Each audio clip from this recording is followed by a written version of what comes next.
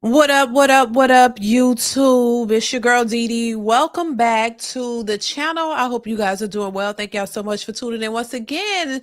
So happy Wednesday. It is Wednesday, you guys. I hope y'all are feeling well. I hope y'all are doing good. Shout out to everybody who might be watching this. Shout out to everybody who's in the building. Thank y'all so much for being here. Listen, as you come into the building, hit the like button. As you come into the building, make sure you hit the like button, hit the like button, hit the like button. Also, put a one in the chat if you guys can hear me perfectly fine. One in the chat if you can hear me perfectly fine. If the audio is good, put a one in the chat if you can hear me perfectly fine, you guys.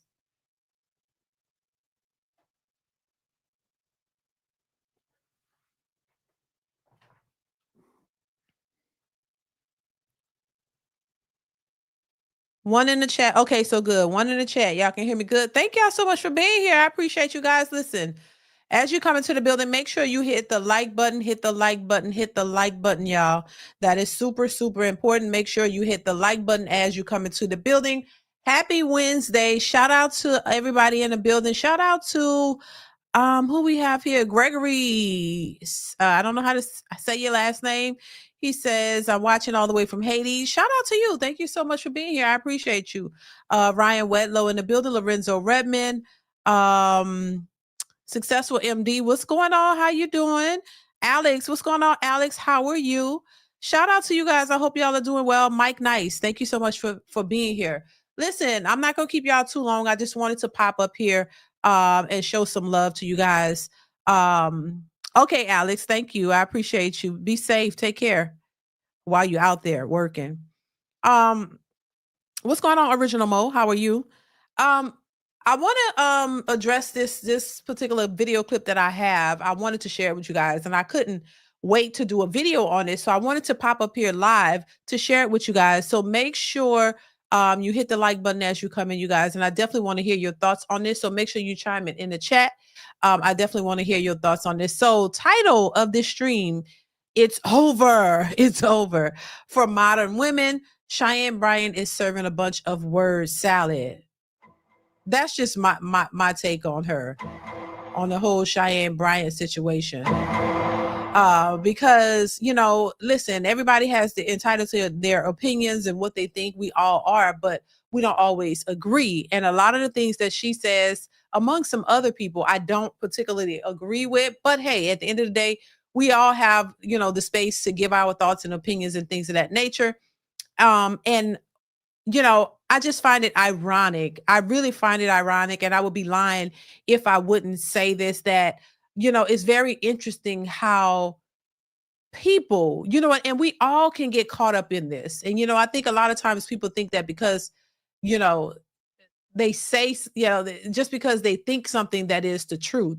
I think we have a lot of people who are giving advice who don't have the experience to back it up, in my opinion. That's just my opinion. And these are probably great people. They might be good people and are cool people to hang around. That's besides the point. Because there are people that I don't agree with politically, people that I don't agree with relationship wise. But other than that, if we're not talking about politics, we're not talking about religion, if we're not talking about relationships, these people are fun to be around, and they have a whole personality and all of that. So your personality and who you are personally, that to me doesn't have anything to do with your opinions on all of these things. I could separate the two because I don't have to go home with you at night. I don't have to live a life with you. So I could, have a fun time with you. Like we can hang out and all that, as long as we're not talking about, because we talk about these things, we might not agree. So you might be a good person, but we don't always have to agree on these topics. So I think there are a lot of people, especially in my opinion, when it comes to Cheyenne Bryant and some others, I think they're giving advice and they don't have the experience. I personally don't think that you can counsel, that you should. You can, but I don't think you should counsel married couples or couples who are married or intending on getting married if you are not married. That's just my take on it. If you have not been married for 10 plus years with and gone through the trenches with a man and gone through the ups and the downs in your marriage, I don't think that you are suitable to give marital advice. I just don't think so. I think that the people who actually have that experience could give more advice to you. And I find it also ironic that a lot of the people who have the most advice and say they have the most credentials and degrees on these topics don't have the relationship, don't have the marriage. And that says a lot. And we can't just dismiss that. I think because in any other situation, this wouldn't fly. If you say you are a doctor, if you're a, gynecologist, if you say you're a gynecologist, you have to have those credentials and that experience to be able to work in that field. You just can't say you're a gynecologist and go try to deliver a baby. And, that's just not going to fly. If you don't have the experience to back up that degree, to the degree and the experience to be able to do that, the knowledge of how to do it, they're not going to let you do it. So I just think when it comes to relationships, we have a lot of people who are capitalizing off of this because it's a popular topic and it's a salacious one. And and I think they're doing that, but they, I just don't see how you could tell people about marriage and who's this and who's that when you don't have it. So I just wanted to put that out there because I think, it's interesting how people will accept information from people who don't really have the experience.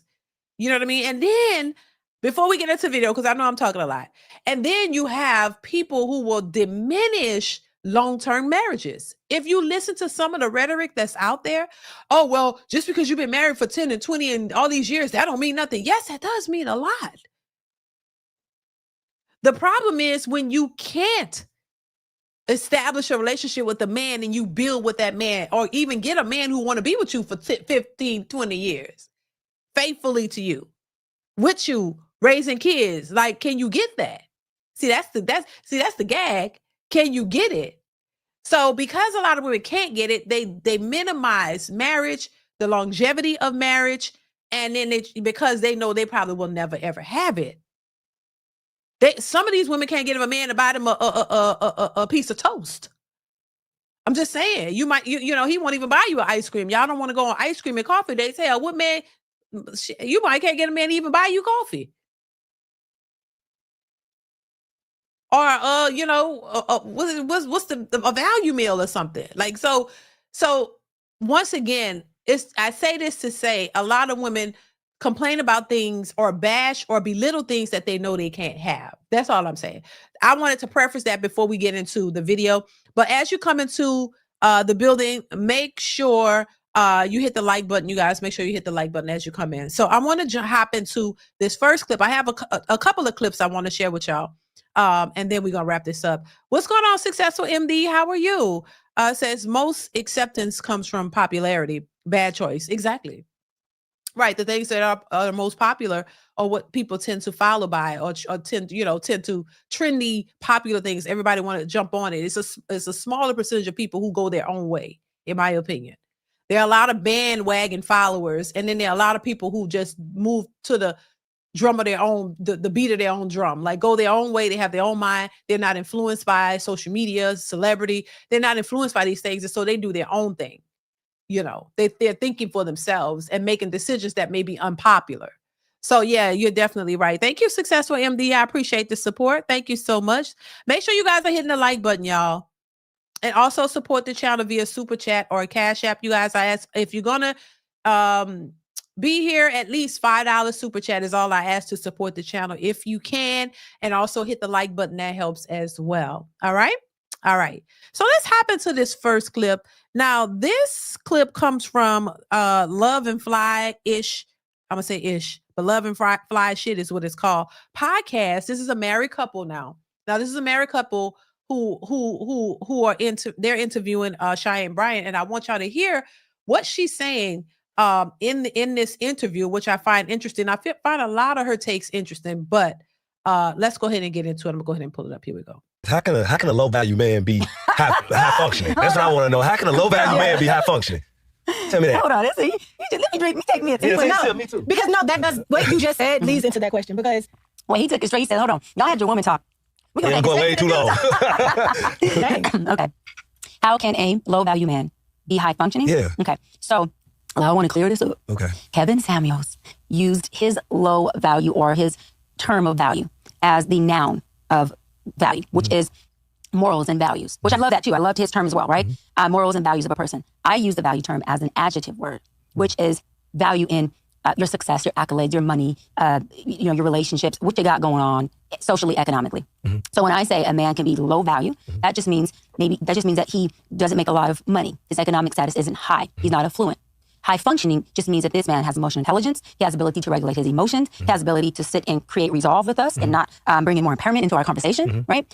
A perfect example of high functioning is what me and your beautiful wife just did. Yeah. We had a perception exchange.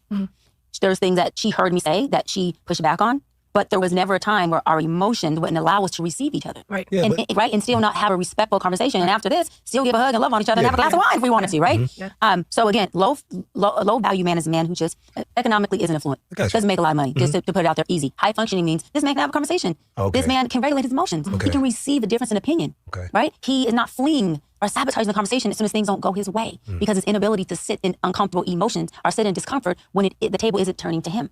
Just like Now, I want to interject because she's saying this low value, high functioning man, which is ridiculous in my opinion. And I think, to say a low value man is a man who doesn't make a lot of money. Now they would say $50,000 because that's going to come up. So a man who makes $50,000, that's not a lot of money in some people's eyes. And some people's eyes, that is a lot of money. That's subjective. But if a man is hardworking and he's making $50,000 a year, right? But he's high, he's low. That's based on her term, low functioning. I mean, he's low value, high functioning. If he makes less money, but he's high functioning, he can regulate his emotions, and he has emotional intelligence. He knows how to communicate and all these things. But it's going to show that most women, even else, he's considered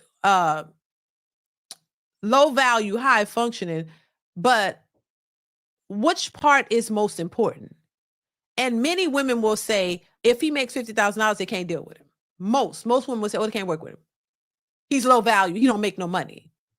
Most of the times, women don't even care about this high functioning part that she's putting. I wouldn't use these terms, but that's her terms.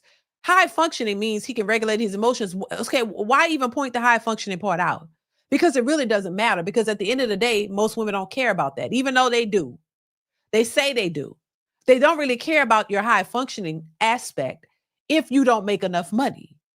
Because what it boils down to is the money. The same way we talk about women not going for the right men, picking the right men, picking the men that will be good for marriages and relationships, who will be committed to them, the men who will be protectors and providers and go out his way to make sure his family is good and be there, supportive, all these things.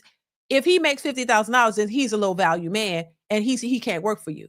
He could be high functioning all day, have emotional intelligence, understand you, listen to you, cooperate with you properly. You don't want that. See, the characteristics of a good man is not what women want. Most women want the financial aspect of a man. And then they want to change him and make him into all of the high functioning aspects that she speak of. They don't really care about that so-called high functioning aspect. They only care about the money. The money is what matters. And then if he's cute enough, he's fine enough to them, tall enough to them, all of that plus the money, they don't really care about all the other stuff that should really matter. But what happens is when he has all of the qualities aesthetically, outwardly, the physicality that they like and the money, they'll give him a chance because they're going to try to work on all of the emotional parts, the traumatic parts that he, things that he's lacking, the areas he's lacking in. They'll try to change him and work on that and try to mold him into what they need him to be, because they're like, damn, he look good. He fine. He give me, sexually, he's great. He got all the money, but he has no emotional intelligence. He don't know how to regulate his emotions. He don't know. He's not high functioning in her terms. He's just, he spazzes out. He gets emotional, or he gets aggressive, and, he punch holes in the walls. He don't know how to communicate. He goes from 0 to 10. Like, he's all of the things that they don't want. But on the other flip side, the other half of him is everything that they want. So they'll try to change him into what they want, to deal with him for so long till they can't deal with him no more. He's probably not faithful. He's going to go sleep with whoever he wants to. If you want to stay, you stay. If you don't, you leave. He don't really care. But as long as you're there, he cool. But if you leave, he cool too. Like, Those are the type of men that women want to go for. And if they could have a man that has all of the qualities with all of the money and everything, that will be optimal for them. But they can't seem to find that. This is why you hear a lot of women settling. You have a bunch of educated women who still want men to be the full providers and to provide on a, a exponential level, or, this high level. You want a man who's able to come in and make what you make or way more and pay everything and give you this lifestyle. But you want him to be emotionally intelligent, faithful, have no trauma. You want him to have all these things. And I always say, listen, you are not going to find a person who has every little thing that you want, every little box that you want them to check off. That's unrealistic. That is unrealistic. You are not going to find a person who's going to meet every little thing that you want in a man or a woman. We're human beings. We all have flaws. You're not going to find a perfect individual. You might find a man who can regulate his emotions, treat you right, love on you good, protect you, all of the things, even have the 6 feet. You might find that.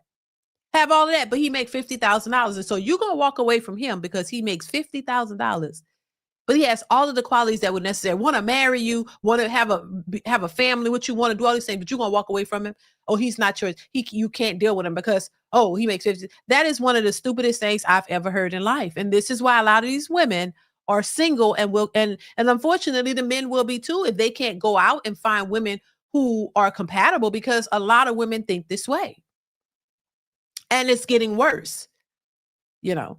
Let's continue though. A high value, low functioning man, which is a lot of many men who are in power are high value, low functioning. High value meaning what? They got the money, they got the value, they got the home, they got the real estate portfolio, they got the yacht, they can travel, right? They can in their illusion and their fake fairy tale ideology can purchase a woman. Women can't be bought. That's a whole nother episode. They can't be bought. They being bought every day. Let's talk about that too. They're being bought right now. And men are getting exactly what they're paying for. And you said that, what you mean? They get what they pay for. That's like you ready? They getting either vagina, an STD, or a baby mama. Okay. That's it. That's all you buying. You can't buy substance. You can't buy love. You can't buy this. You can't buy marriage. This ain't bought. Okay, this ain't bought. This is built. This is built. This is intimacy. This is love. This is conversation. This is love each other by knowledge of each other. This can't be bought. For sure. You have a woman. Well, you can't buy love. Okay? You can buy a woman though. You can buy a body. Okay. There you go. You can buy a vessel. Okay. You can have an exchange for a service from a woman, whether it's time, sex, or time or sex. Oh, I'm sorry. Time or sex. Oh, I'm sorry. Those aren't substances, right? So you can buy those. That's called solicitation and prostitution. Okay, I'm back. Okay. You asked about high functioning, low value. Yeah. A high value, low functioning guy has a lot of money, has value, but he has low functioning behavior.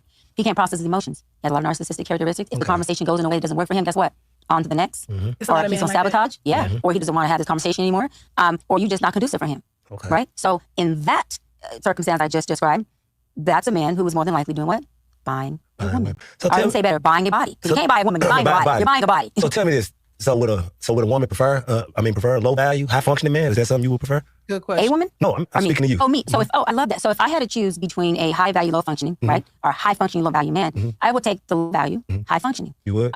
I have to have a man who loves me, supports me, who understands intimacy, not just sex, who can hold a conversation with me, an intellectual conversation, who can be transactional and relational with me, who, when my strong opinion gets strong, he can sit in the discomfort of that. When his strong opinion gets strong, I can sit in that discomfort and still make him dinner. I can still make sure Daddy has what he needs in the morning for work. I can still make sure that he is well taken care of. You still respect him like a high value man? Yes. Okay. So at this point in your life, now let me be clear. I didn't say a man who was lazy or broke didn't work, because low value men just means they make less money. They're not men that don't work. These men are educated. These men are working. They're blue collar men. Blue collar men make 6 figures. They make 6 figures. I mean, it makes sense. I feel if a man makes 6 figures, I don't really classify him as low value, man. You reached the 6 figure point. So, and this is the thing, right? This is very subjective. There you go. Yeah. We agree on that. Low value is subjective. Okay. I always say, for me personally, I'm not clocking the dollar amount that my husband makes. It's what lifestyle can we provide ourselves and our family collectively. And see, you know what the problem is also too? See, this is the stuff that the men are supposed to be focused on. The whole point, in my opinion, y'all let me know what y'all think. It's for the man. This is why men work so hard. This is why the expectation is on the man to provide and protect. Why? Because he has to think about a family if that's what he wants. These conversations should be had with men. The men are the ones who's supposed to determine the lifestyle, how he wants to raise his family, and the type, the life he wants to live and create for his family. The problem why this is not working is because it's the women who are out here trying to determine a lifestyle that they want with a man. And that's supposed to be the man's job, in my opinion. He's supposed to determine, hey, the lifestyle that he's going to build for his family. But because we have women who are out of order and women who are trying to do things the way they want to do it, it's all messed up. The idea behind, women and men initially, if we're going to go back, being virgins and all of these things, is because the two of you come together whole. We know that ain't happening these days, but the two of you come together whole. You have a man who who hasn't slept with it. If we were doing it the way it was intended to be, we know that's not happening. But I'm just saying, if we were doing it the way it was intended to be, where both people are virgins, nobody has been with anybody else, nobody count whatsoever, so that you come together, y'all experience that, y'all build upon it, expound upon it, you grow, you learn, you teach each other, you learn new things from each other, you build a family, you learn as you go, and you keep building. And the man has his role and the woman has her role, and y'all bring it together and you make it work and you build upon that. That way you have no issues of outside partners or outside influences or other things that could disrupt your union.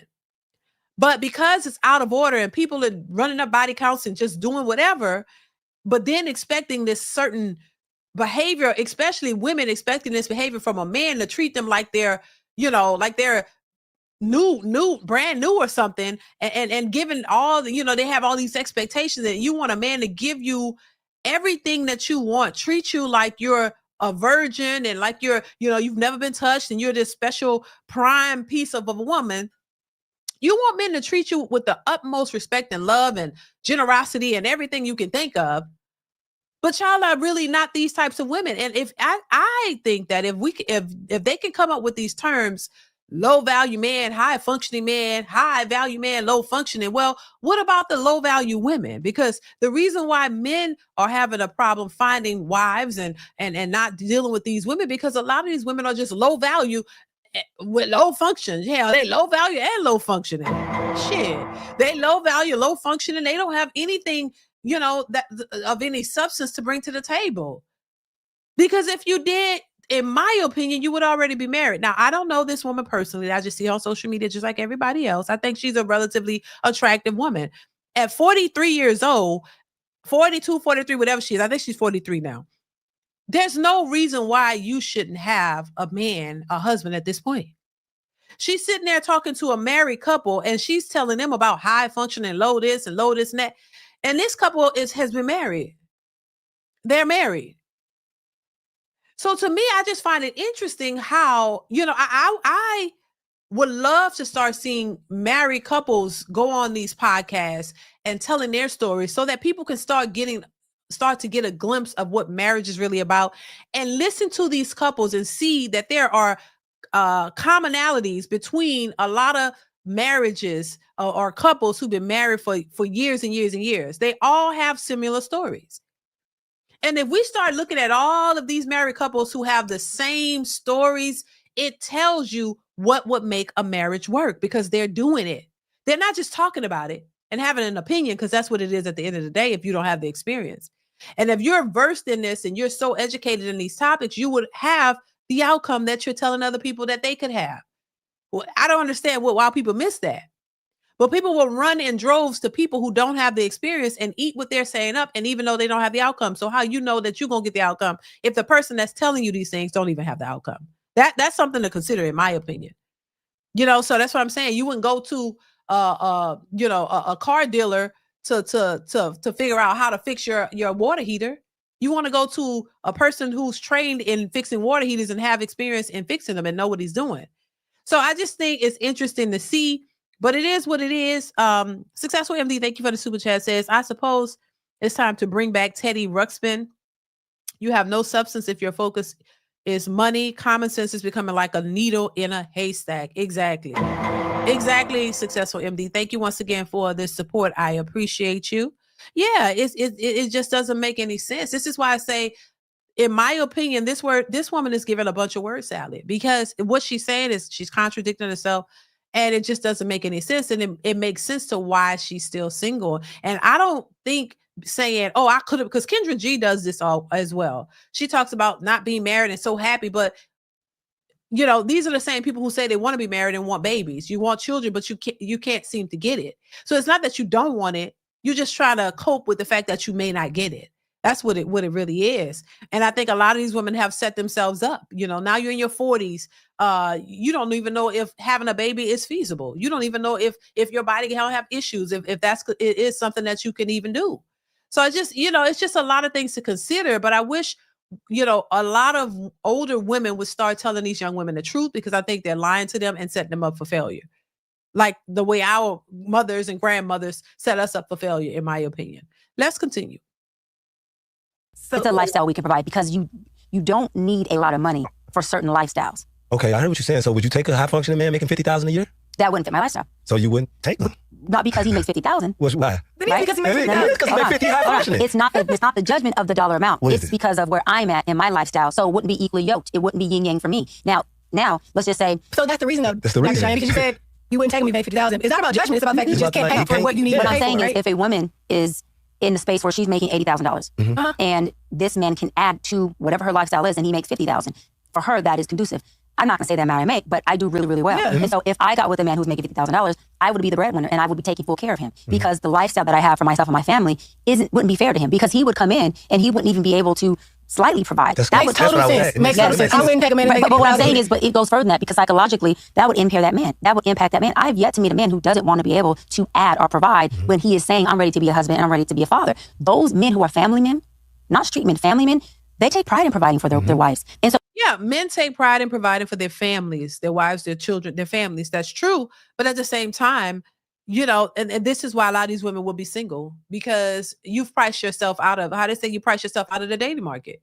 You're looking for rich men, and these rich men don't want what you present.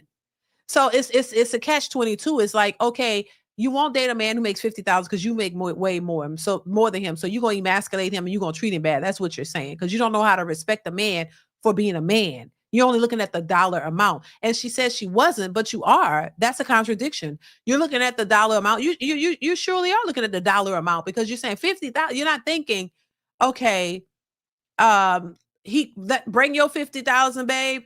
I make a lot more, but let's put our money together and let's make it do what it do. And and I don't care about that, because I know you're a good man. No, they're not thinking about that. So it is about the dollar amount. But then if you can specify high functioning low value just means you don't make a whole lot of money, and that's subjective to some, which is that, okay, I could take that. And then he's high functioning, but you would accept a high functioning man with low value. But then what is considered low value then? Because if $50,000 is low value to you, then what is low value? How much money would he have to make to not be considered low value, I guess, and still high functioning? You know what I'm saying? It doesn't make any goddamn sense, in my opinion. He's low value. If he make $200,000, so he make $200,000, is he still considered a low value man? And is he high functioning? I think a lot of this stuff is just being made up as talking points, because they know at this point, let me capitalize off this, because I'm really not you might as well tell people you ain't gonna really get a man to marry you. Because if we remember her last interview with what's his name? What was his name? Paul Pierce. She said she was seeing a man for 5 years. What was it? It was like it wasn't even. It was, they were seeing each other off and on. I guess it was not exclusive for 5 years. So you seeing somebody, you don't have nobody specific in your life. What is he? Is he low value, high functioning, or high functioning and low value? Because I would assume that he makes a lot of money, since she won't date somebody who makes $50,000. So what is he making? He making a lot of money. So he's high value, but he's probably low functioning, because he's not going to give you the things that you are looking for, because you are just like a jump off to him. You're just somebody to spend the time, pass the time with and play with. He's not taking you seriously. And this is the part I think they're trying to finesse and switch it around and make people believe something that is not. No, at the bottom line of it all, when you get to your 40s, 40 years old, child, that is, you're baby making is probably Not going to happen. Getting married at that age is probably not going to happen, especially if they're going by their logic. If she's going by, and anything is possible. I don't know these people, so who knows? But from what we're seeing, we see her, we see Kendra G, we see this other woman, we see Vivica Fox, we see a lot of these older women struggling in relationships. Lala, she even talks about, hey, older men her age don't want to date her. It's the younger men who date her, but they only want to play around with her. They're not really taking her seriously. They want to see what that cougar coochie is like, and they want to jump in, dive in, and then they want to keep it moving. They're not trying to like wife you up or do anything because they're young. They might want kids one day. You ain't gonna give them no kids because you done having kids. So it's like the inevitable is clear. You know, I did a video saying winter is here or winter is coming. It's here. Because these women are just trying to justify and find new ways to say why they're going to be single for the rest of their lives. And most of them are going to have to end up doing in vitro fertilization and going to get a baby because ain't nobody trying to give them a baby because that's going to be a problem. So they're going to have to go get their own babies and be single mothers and take care of that child by themselves because ain't no man taking you seriously at this age. And with this mentality, it's just not going to work. This is something you build. If you want to build with a man, it's best to build with them early on. It's best to start earlier. That way you guys build together. You build together and you establish something together. That way, you know, it benefits the both of you and your potential family. And nobody's trying to count money and try to decide I make more than you and I built this by myself. See, I think a lot of women don't really want to build with a man. You know why? Because they want to take the credit for what they've achieved. They don't want to say, oh, we did it together. They want to say, I did it. It's an independent thing. I did this all by myself. I built this from scratch. You know, I heard Kendra G say on one of her videos, oh, because I worked hard. I built this from the ground up. This is the grandstanding that I think a lot of modern women want to be able to say, I built this from the ground up by myself. And I'd be damn if anybody go come in and mooch off of me. That's their mentality. That's the mentality. So if that's your mentality, then you should just be single and be happy single. Don't even attempt to date. Don't try to get a man. Don't try to do any of that. Just be single, live your best life, and truly be happy. But that is not the case because a lot of these women, if they really were to be honest, they would say that they missed out on that window. They, you know, why freeze your eggs and do all that if you really don't want a baby and you really don't want, you know? So I just think it's something that they wanted and they realized they couldn't get it. And so now it's like, oh, I'm just so happy the way I don't need this and all. You know, it's just a coping mechanism. It's just a way for them to feel good about their choices and not, you know, go Looney Tunes because they realize, damn, I missed out. I didn't even get a family. I didn't get anything out of this, but I got some money, you know. Let's continue. If that man can't provide, that is a direct emasculation on his own. I agree with all that. Yeah, totally. But I'm a little confused because you said it wouldn't be because he makes $50,000, but that is the reason. That's Right? the No. reason. I'm taking accountability and saying it would be because of what I make. It would be because of where I am in my life. So it wouldn't be because you make $50,000, you ain't shit. It would be because of where I am in my life, right? Right. You just wouldn't be a good fit. I wouldn't be a good fit for you. Right. Yeah, it's not. So it's not me because my thing is, I have friends who are married, who are making a certain amount, and they are very freaking happy and living a great lifestyle. It's all subjective. And so again, I would never tell a man, let me word it better, because you made $50,000, you can't be with me. That's not what I'm saying here. What I'm saying is because where I have grown and because of the lifestyle I became accustomed to, I wouldn't be a good fit for That's you. the same thing. That's the same thing. That's what I was saying. It can be tough. Yeah, it's the same thing. And I don't know what you know, it's the same thing. All you're saying is you won't date a man who made $50,000. She's trying to make it sound cute. But no, it don't matter. You know, you don't want him because you have a certain lifestyle and you don't think that him making $50,000 could accommodate your lifestyle. My question is this. Why, if you make so much money, this is the problem with women making money. When women make money, they think of themselves. That's a saying that they put out there. I see it all the time. How it go? Let me know if y'all know what I'm talking about. When they say when women make money, it's about them, you know, basically. When men make money, it's about the family. Women make the money, it focus on them and what they want to build for themselves. But a man, when he makes money, his money has to think of the wife and his kids and the whole 9 yards. He gotta look out for everybody. When she makes money, it's all about her. This is why men say they don't care about the money because you're not trying to spend it. You don't want to pay no bills. You don't want to support anything. You don't want to put in anything. You wanted your money to be your money and his money to be everybody's money. And I just think that that's an old antiquated way to think, because now women make money. The whole reasoning behind that is because the women couldn't go out like they say and work, like that's what they say. Couldn't have bank accounts and all that, and it would be more feasible for the woman to work, I guess, be at home in certain cases. Because I don't know, when I think back to, go back in the annals of my mind, and I think of go back like the 60s and the stuff like that, black people were working. The women and the men were working. The type of work they were doing may not have been, the best, and they may not have not been getting paid the most, but both were working. Our grandmothers worked in the white folks' house, cooking and cleaning for them. They had to go work and sew clothes or, do things. They were working. And the husbands were working too. But anyway, for the ones who maybe had the privilege to maybe be at home while the husband went out and worked, the whole point was you take care of the household and the kids while he go out and take care of the financial load to make sure that he can provide that house and the things that said wife and the kids needed. That was the whole point. But if you have a situation now where we've progressed, as they would like to say, that we become, it's modern times, and now we're not back in the olden days. Women could work. And they can make good money and become entrepreneurs and business owners and all this. But why don't you contribute your money to the household? If both of y'all could work, why shouldn't both of y'all put in? It's a different, once again, women want to be modern, but they want men to be traditional. And I think that's the problem. And a lot of these so-called boss chicks are just going to be single to the end, or unless you want to go and date other women. And then that don't even work out because they don't even get along. So yeah, that's crazy. Let's continue.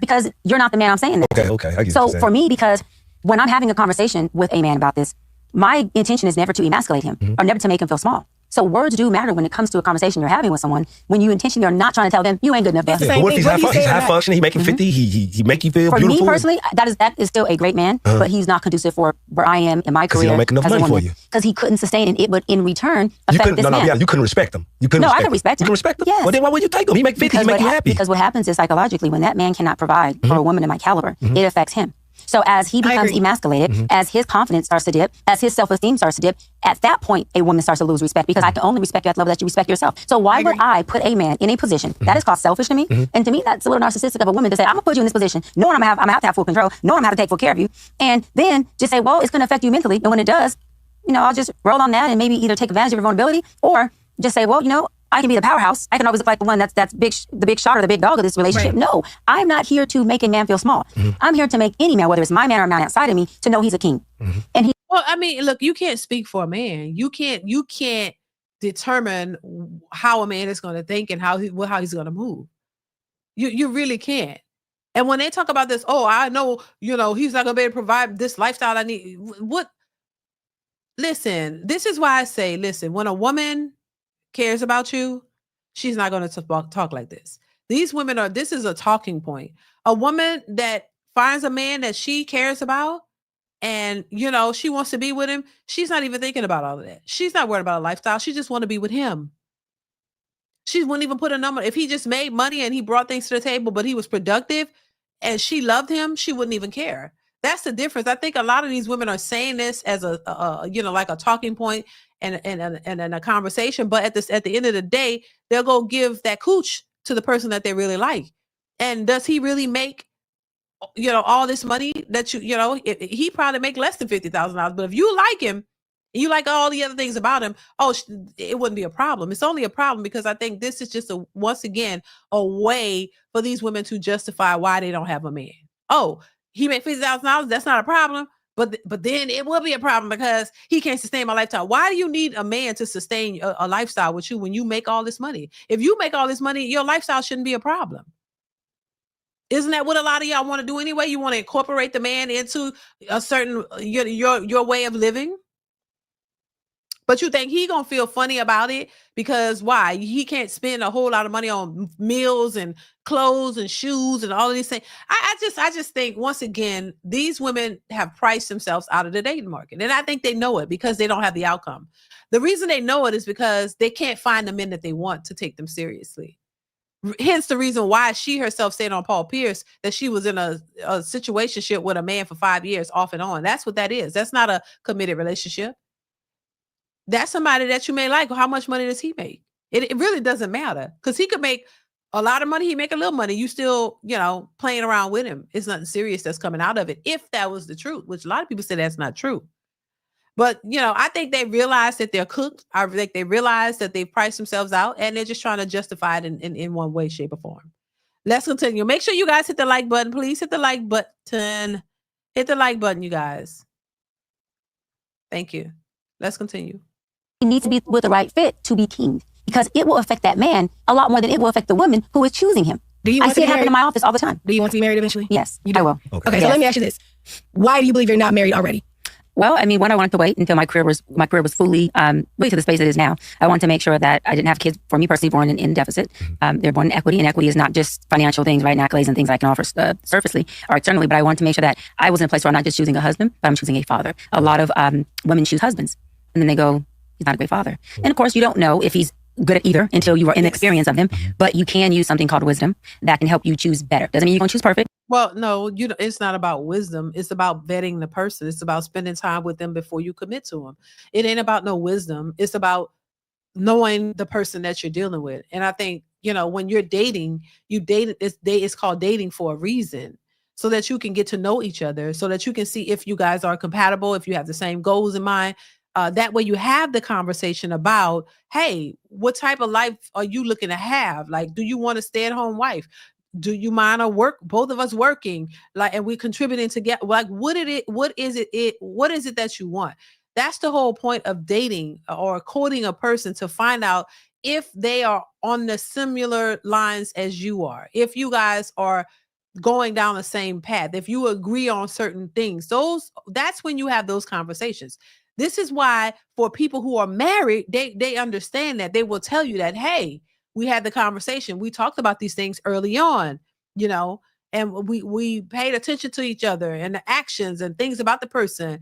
As an example, it's like, early on in certain relationships, the man is checking you out, just like you should be checking him out. Hey, do you cook? That's a question. But if you see her cooking, if she's cooking and she's offering you a plate, because I did that early on before me and my husband was married. It's like, I cook. So I cook. Hey, you want a plate? Yeah.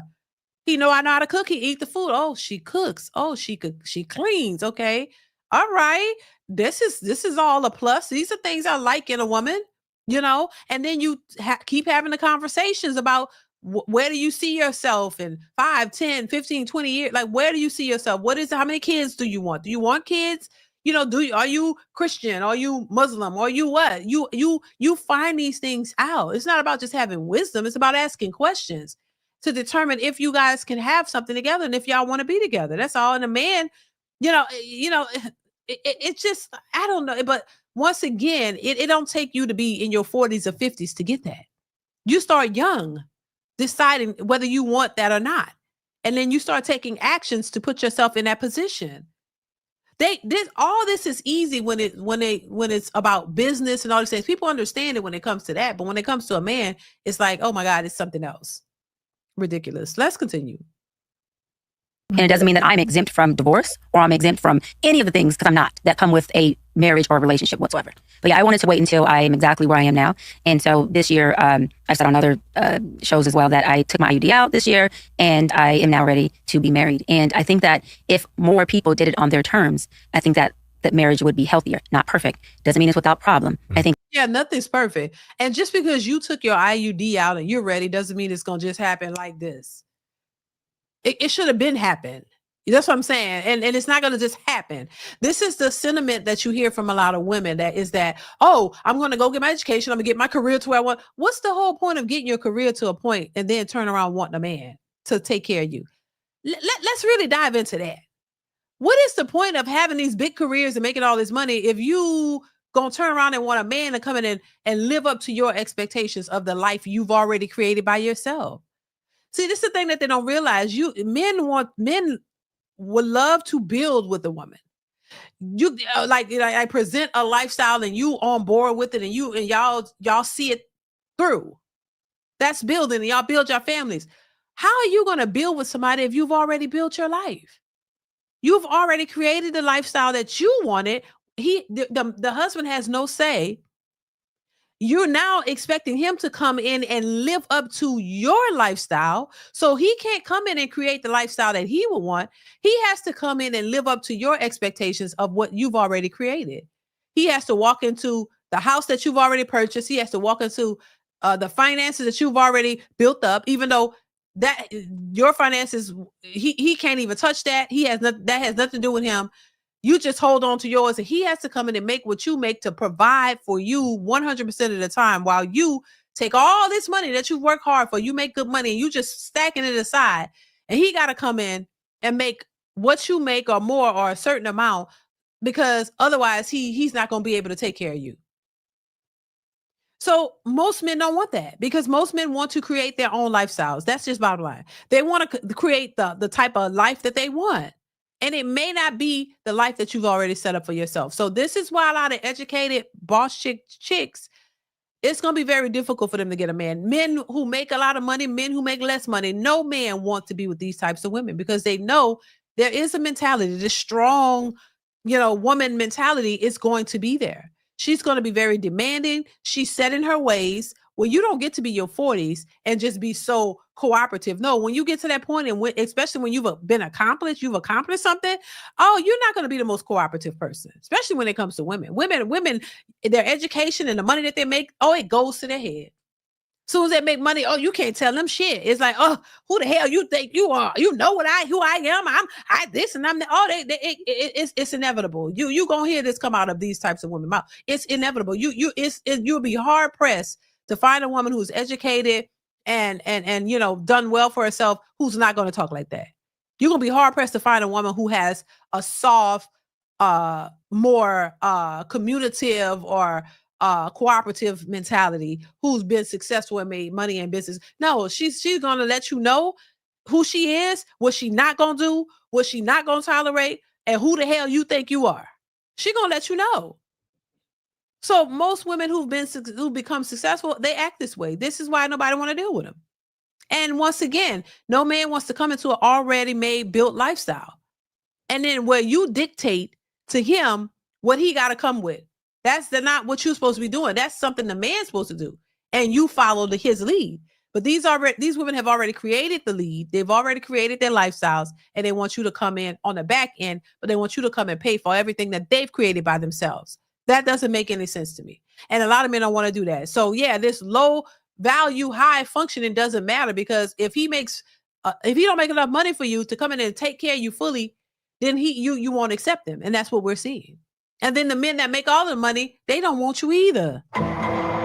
So you're in a rock and a hard place. You just have to accept being single and love it. Let's continue. That it would be a happier marriage, because you're doing it from a place of, I now as a woman or as a man, I'm ready. And I feel like I have the things I want to offer my partner, not what can I get from you. Okay. I want to get married because I'm lonely. I want to get married because, I need economic help here. I want to get married because I want to have someone that's on my arm. Those aren't reasons to get married. I now feel like I have the things I want to offer my husband, not just, what I had in the past, which would have been good enough because I was engaged, twice. But for me, I want to be able to be like, listen, I did all this work, baby, not just for me, but I had my husband in mind. I did this entire time that I was building my career, that I was building, my family, which is my mother and my brothers and my siblings. I was building my character. I was building my way of being of service to my husband. And I was building my attitude of gratitude. I was fixing my abandonment. I was fixing the internal things that I felt would cause impairment through experience of other relationships I've been in. I was fixing knowing when to shut the hell up and allow him to just be a man. I was fixing my emotional intelligence. And so if people would work on themselves first, the relationship won't be perfect, but it'll damn sure be mature. It'll be I call cap on this, and that sounds like a bunch of bullshit. Honestly, having been married and been with my husband for 26 years, that's bullshit. That's bullshit. When you're in it, you understand that what she's saying is bullshit. When you've been married for a long time, you understand it's bullshit. This is bullshit, what she's saying, y'all. I would not gravitate to this for nothing in the world. What do you mean you've been working on yourself for your man? The things that these women are doing does not benefit that man whatsoever. And it's interesting to me when I hear women who say, men are the ones who benefit from marriage and benefit from all this. No, it's the women that benefit, because y'all come in with these expectations, wanting all these things from a man. That man, you ain't doing shit for the man. He gets nothing. He gets nothing. You ain't building and working on yourself for the man, because if you were, you building your career and do all this, your career, you still want a man to come in and pay 100% of the time. And he has to meet your expectations off rip. You don't care about his mentality, his his personality, and his all the things that his inner work. You don't give a shit about that. Most women don't. Y'all have expectations. You meet the man at the door with all of the bullshit. These men know you want a man to walk into a situation and with the idea of he's getting something special. As a woman in their 40s, who may not be able to have kids or whatever, this man might want 2-3 kids. These women don't want to have that many children, first off. And he got to come into an expectation of a lifestyle that you've created, and now he got to maintain. How much money you spend on your bills? Like, what? That man don't want to do that. He don't want to go broke trying to live a lifestyle that you've created. Y'all didn't create that together.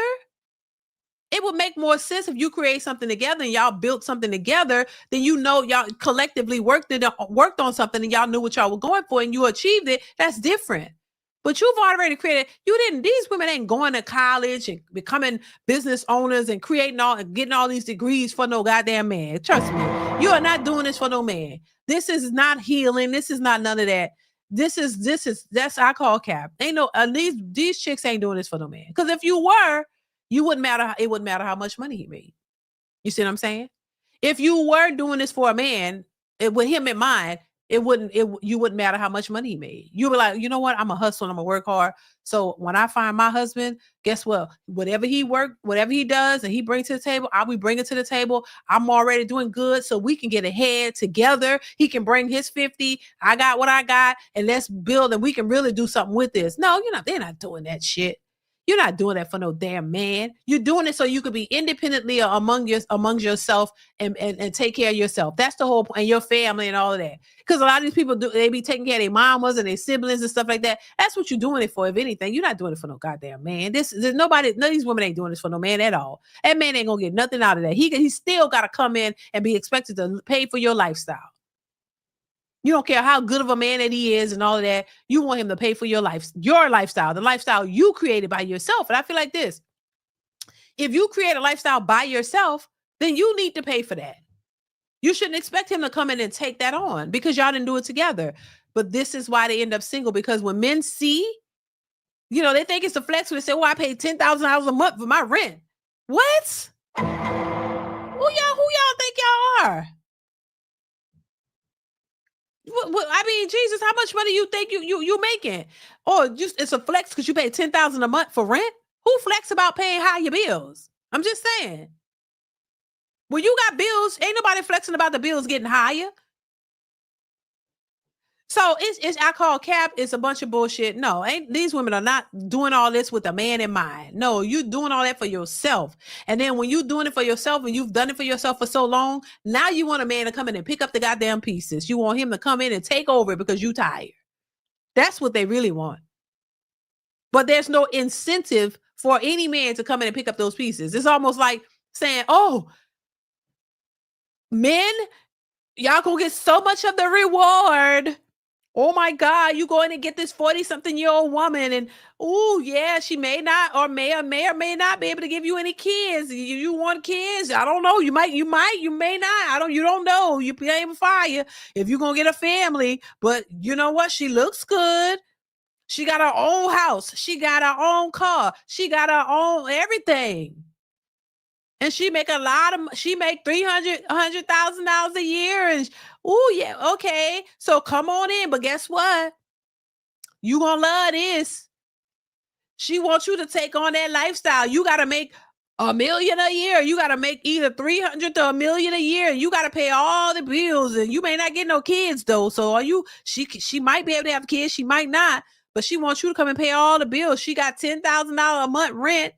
Her card note is probably $800, $1,000 a month. You know what I'm saying? She don't really have no savings, but this is how much she's made over the time. But you can't get none of that. She wants you to come in and you pay everything. And you got to be emotionally intelligent. You can't get angry. You can't have no other bitches. You know what I'm saying? You got to just be with her all day, 24/7. Like, and her money is her money, and your money is for all the whole family. Yes, that's a deal. Yeah, go run get her. Hell no, ain't nobody running to do that shit. that don't make no goddamn sense. I wouldn't want my sons doing that. I would say, baby, leave them boss chicks alone. I would tell you in a heartbeat, do not go to no goddamn boss chicks because you're going to be setting yourself up for failure. No, don't do that. That's no incentive for any man. I don't care who you are to go with a woman like that. That's why I say it's the mentality. And you could tell when they open their mouth what type of woman they are. If a woman is talking like that, child, nah, that's not what you want because that's going to give you a headache. It's not about just the money. It's about the expectations though, and how they think. And what they're expecting from you. And they're always going to be expecting something from you. You're always going to have to raise the bar with these women. You're never going to be able to be comfortable in a relationship with the woman you love and y'all have a good time. Y'all could hang out, take trips. Ain't nothing wrong with taking trips with your man. And y'all go places and really enjoy each other's company and just have a good time in this life. People really walk around like we ain't going to die.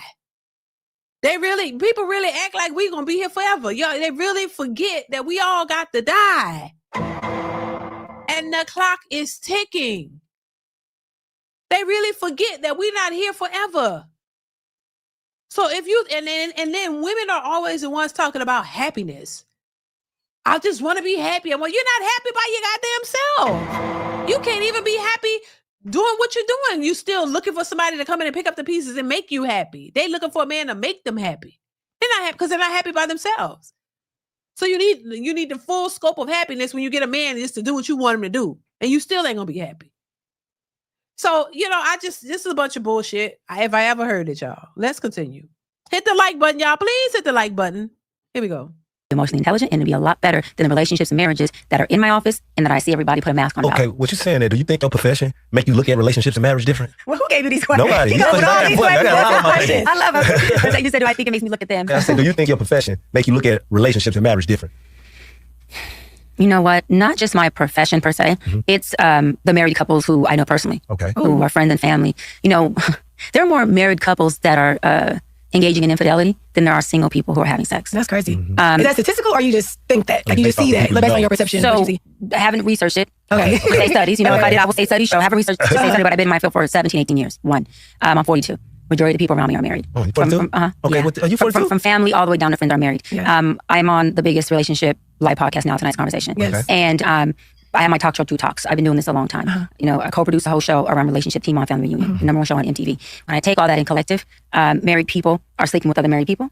Married people are sleeping with single people. And majority of the single people are being pursued by married people. And so as a majority. But why are you focused on that? And if you have no stats on that, why is that the focus? Why is that's just another talking point. Why is that the focus? All you got to do is get one man who's going to be faithful to you and you be faithful to him. Because what they don't talk about is how a lot of women are out here cheating as well on a higher level than men. They just don't get caught. A lot of women are cheating, sneaking and geeing behind their husbands and behind their men as well. What's the reasoning behind that? But what I'm saying is, why is that the focus? He asked her, does she think her career or whatever, I guess, has any bearing on how she thinks or sees marriages or relationships? I think that's how he summed it up. And, and I would say it does. You see it, you do when you become successful and, you're as a woman, you do see marriage and relationships differently because you are the one in control. Women believe that, hey, they make the money is their rule. The same thing they complain about when it was men. They complain about men who made the money want to have the control. But you want to do the same thing. They're doing the exact same thing that they complain about when it came to men. So yeah, you have the money, you have the control, you're the hierarchy. So you make the decisions. You do what you want. A lot of these women aren't consulting with a man. Why? This my money. I made my money. I'm gonna do what I want. You're not consulting with a man. This just like if you had a husband, you wouldn't be consulting with your husband. You're going to do what you want because it's your money and it's your money alone. He has nothing to do with that. So it's not a togetherness. It's a separate thing. And on top of that, your attitude and your mentality, it's what causes the relationship to not be developed or for the relationship to fail because that is not how most men aren't going to be comfortable in that relationship. And it's not just about the money, but it's just about his manhood is tested. It's like you got to deal and argue with this woman who wants to be like you. These women are operating like men. I'm gonna call them he women. Y'all want to be men. You acting like a man. This is not feminine at all. This is why they say these women are masculine, and they say they masculine because they have to be. You didn't have to be. You chose to be. And but just because you're successful doesn't mean you have to be this masculine chick wanting to control a man and everything else. And this is stuff that they won't tell you because, you know, this is what the men would see behind the scenes. When they get in relationships with these women, you see them for who they really are. And they're not these nice, loving women. They're very aggressive, they're very mean, and very controlling. And then that way, part of it just being part of their personality. And on the other hand, it's because they feel they can be. I remember there was an interview with Gabrielle Union, and she was saying she made more money than one of her ex-husbands, and she cheated on him. And she said, and I'm quoting, I don't know if it's exact, but she was saying something to the fact of she felt at the time that it was okay for her to cheat because she made more money. She was paying, she was making more money than him. And that's exactly how a lot of women think. They think that because if they are the breadwinners, that they can do whatever they want and you have no say. So they treat you like you the little bitch man behind the scenes. Like, oh, well, you can't say anything because you don't make enough money and I make too much money for this. This is the mentality that a lot of these women take on. This is the real reason why you see so many beautiful, successful women single. So you ask a 40-something-year-old woman who is, I'm just saying, beautiful women out here in their 40s and 50s. Why haven't you ever been married? Why you don't have a man? They're not going to tell you the truth. They're going to give you some BS excuse as to why. They're not going to really tell you, I was difficult. Diane Carroll said that before she passed away. That she realized as an old lady, she said these words out of her mouth before she passed away. May she rest in peace. That it took her to become an old lady to realize that she was the difficult one. And at the end of the day, she was alone. She had nobody else. They had all ran away. And she's been married several times. But she realized when she was an old lady that she was the difficult one and it was too late. So you get old, you get your cats, and then you die. That's it. And I just think that that's an unfortunate way to go. I just think that it doesn't have to be that way. You could definitely change that up to be different. You don't have to do it that way, but a lot of these women are stuck in these ways.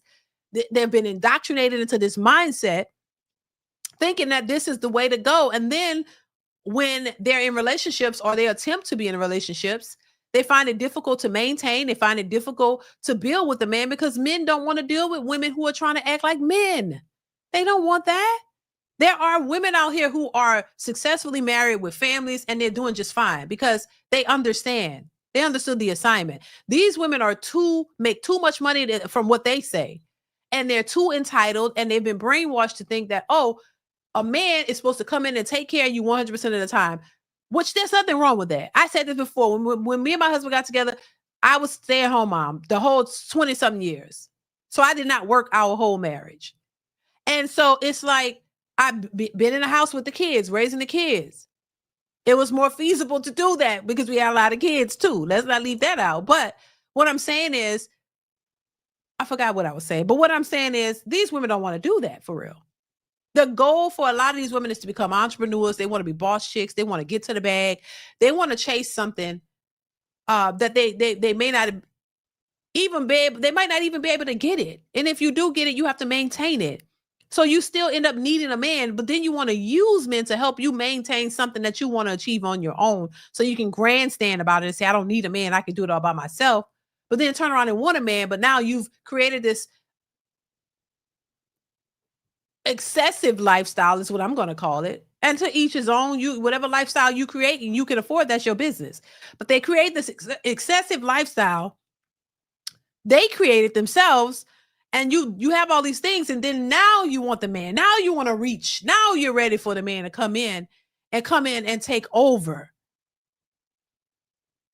Listen, I've seen something like this in real life. It didn't work out, but the mentality and the thought process and what's being said, I've heard it in real life.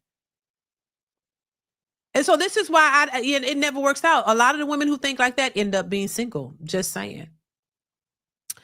C. Irving, what's going on, C. Irving? Thank you so much for the super chat. Says, no lies detected, DeeDee. A lot of these boss chicks are not happy. Their energy often shows they haven't cultivated peace or happiness in themselves. You're absolutely right. Thank you. Thank you for the super chat, See, Irvin, and thank you so much for being here. I appreciate you. Yeah, and this is why I don't believe it. I don't believe that they're just walking. Now, are there some single people out here who might be happy? Sure, sure. I'm not saying every woman out here that's single is unhappy and miserable, but a lot of them are. And they hate to say it because they don't want to accept the fact that they may have messed up and they may have made some mistakes that put them in this position. And they don't want to acknowledge that. They just want to keep blaming it on men. So you have to be delusional. You have to portray yourself as if you're these so great, happy women out here, so successful, and we're just happy to the rim. We're just happy. I'll run it over, and we're so happy. And a lot of times they're not. And it's okay, because guess what? As a married woman, I'm not always happy. I'll admit it. I'm not always happy. I'm not walking around happy all that time. No, I'm a human being. I have ups and downs. I'm a human being. Sometimes I'm tired. Sometimes I'm cranky. Sometimes I feel better. Why is it that when you're single and older, you want people to think that you're so happy 24/7? No, that's not even realistic. You know what I'm saying? Like, come on, we have emotions. I'm an emotional woman. I have emotions. I have feelings. I have to regulate those feelings sometimes. But when I'm, to myself, yeah, I have emotions and feelings. I'm a human being. That's a part of life. So I'm not going to even lie and sit up and say, I'm happy 24/7. Like, that's a lie. So how am I to believe that all these old single broads are just so happy being single, but at the same time, y'all still looking for a man and looking to have babies? Make that make sense. I'm just saying. Let's finish this, y'all. Here we go. Not all. There are very happy marriages. There are very, very faithful marriages. Very, very, very marriages that are infidelity. Not infidelity, but infidelity. Yeah. So it's not my clients per se, because my clients give me hope. Okay. My clients actually, I admire them because they're coming to session and they're wanting to work on it. Come on, they're putting in work. Yeah. They want to be there. They're not only investing their money, their time. They're crying. They're reshaping. They're doing the work. And you can see them want it so bad. That part, that part turns me on about marriage. Mm-hmm. That part is like, that's the work. That's the love. That's the part that's exciting, that, two people who really want each other, not codependently need each other, but they want to do this. You're very articulate and you're very, very strong. Do you feel like in your relationships that comes into your relationship and can be a hindrance to like communication? Because with you being an expert, it can be intimidating to a man who's just trying to be a damn man. Yeah, trying to be a man and trying to have a conversation with his woman, but then you come in talking about, analyzing him. Yeah, dissect that. Exactly. That, you feel that. Like, I'm gone. I'm out of here so quick. Right. So do you do that? Do you feel like you've ever had the issue where you started without knowing it? Like, yeah.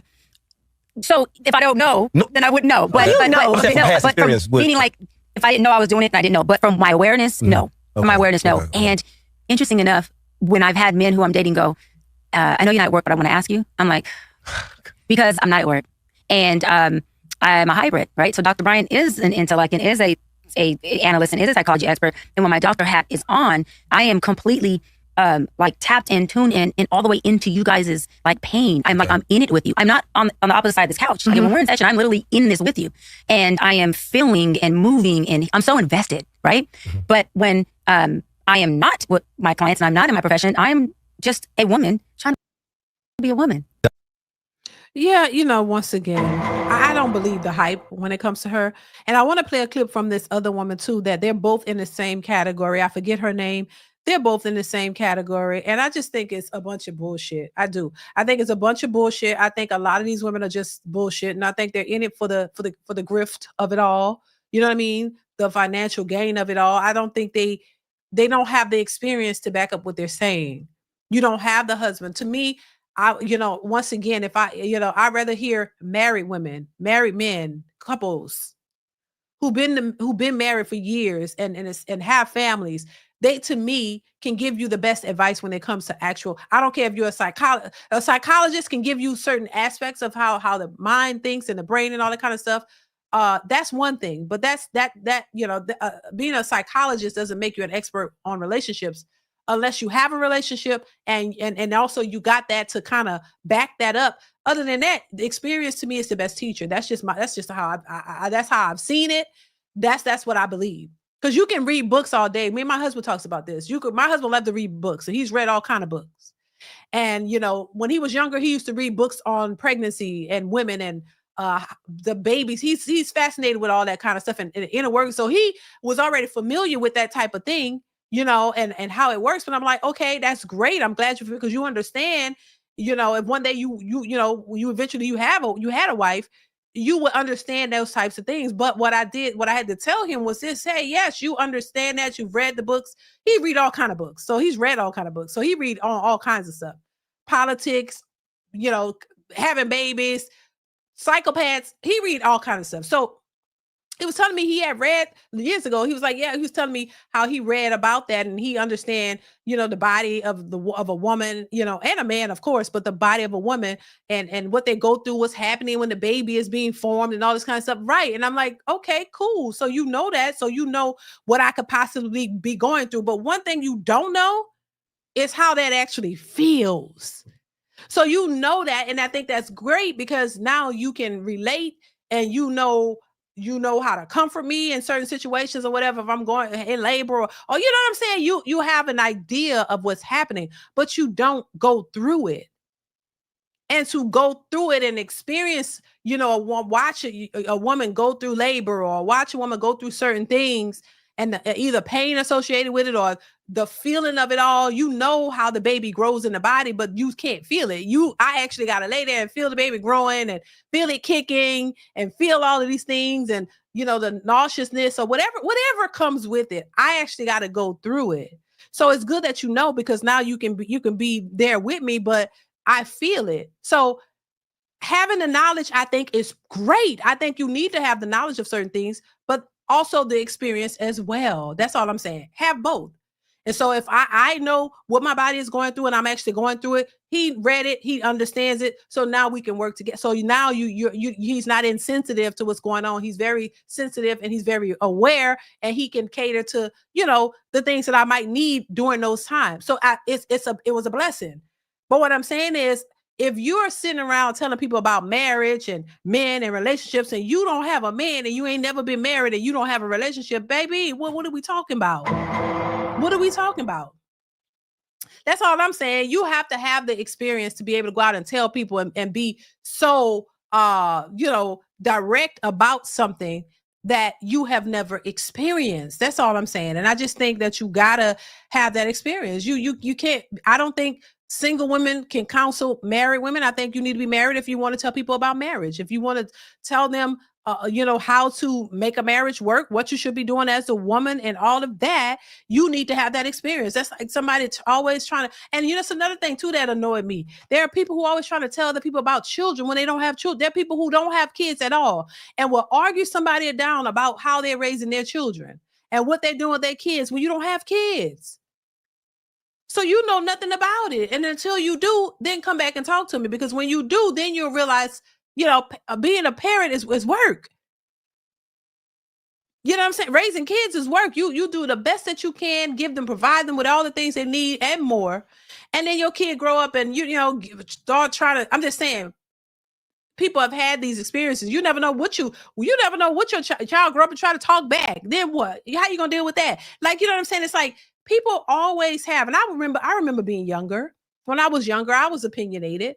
But I was opinionated about things I had no knowledge of. I can admit it. And that's typically how it is. People are always the most opinionated about things they have never experienced. And I did that in my younger years. And then the older people were just like, oh, baby, you can just live some more. You just got to live life, baby. Life gonna show you something, baby. That's what they used to tell me. Because you're so opinionated when you're young, because you get to a little age and you think you know something, you know what I'm saying? You either go to school or you read a few books and you think you know something a lot of times, or you just think you know something and you talking and you have no knowledge of it, no experience. So as you get older and you start to experience life, your opinions change, because now you've actually experienced some things and now you have a difference of opinion, because now it's based on experience and not just you giving what you think. This is why when you think, a lot of times you don't know what you're talking about because you're just thinking. But when you actually go through it, you're not speaking from a thought process or an opinion, you're speaking from experience.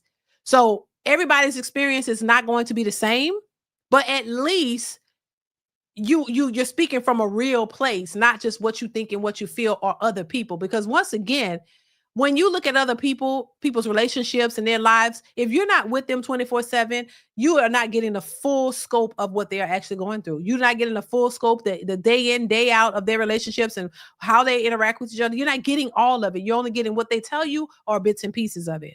So when you actually experience being in a marriage or a relationship with a man 24/7 every single day, building a family every day for years and years and years. To me, that's the best experience. That you can tell me something. You can tell me the ins and outs. You can tell me how y'all navigate through issues, different things. How did y'all work through stuff? How you navigate and maintain your relationship. That's the people that a lot of these folks should be talking to. So that's my thoughts on that.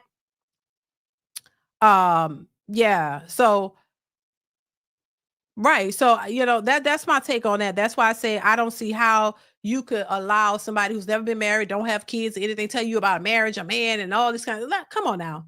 That don't make no sense to me. But I got another clip I want to play because this one here is kind of in the same boat, in my opinion. But let's get into it. Make sure you guys are hitting the like button. Please hit the like button.